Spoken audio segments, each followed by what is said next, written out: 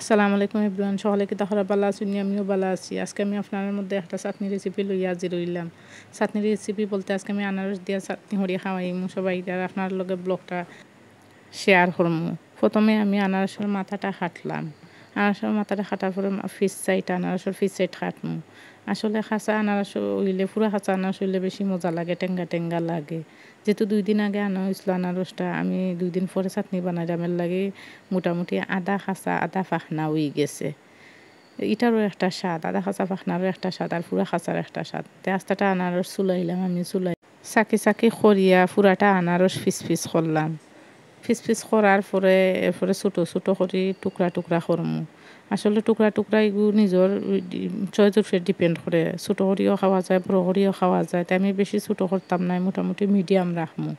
Medium করিয়া সবটি আনারসে ইয়ে করলাম, ছোটো ছোটো টুকরা টুকরা করিয়া এরপরে খটার মাঝে লইলাম। এরপরে ছোটো ছোটো হতোতে খাঁচা মারি সুন্দর করে দইয়া লইলাম। লইয়া কিন্তু কুচি কুচি করিয়া কাটলাম।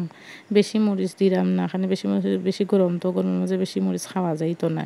এখন ছোটো ছোটো কাঁচা মরিচ গুন্তরে টুকরাইয়া খট্টার মাঝে লই যায়। এরপরে ধনিয়া পাতা সবটি সুন্দর করে বালা করে দইয়া বালুলু চারাইয়া এখন সুন্দর করে কুচি কুচি কুচি কুচি কুচি কুচি করিয়া ধনিয়া পাতা গুন্তরে কাটলাম।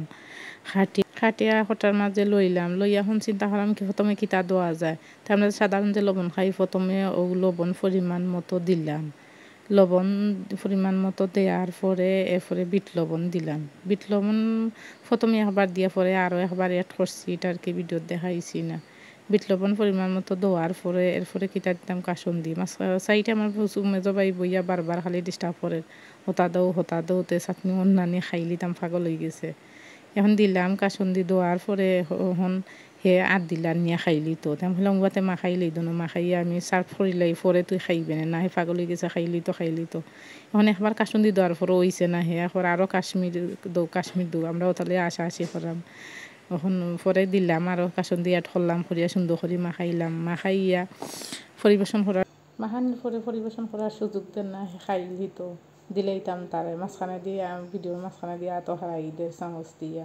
তাই আমি সুন্দর করে একটা খটার মাঝে সবটি চাটনি দিয়ে লইয়া সাজাইলাম। ভিডিও লাস্ট পর্যন্ত যারা যারা দেখছেন সবাই আমার কথাকে ধন্যবাদ। লাইক কমেন্ট শেয়ার করতে ভুলবা না। আল্লাহ হাফেজ।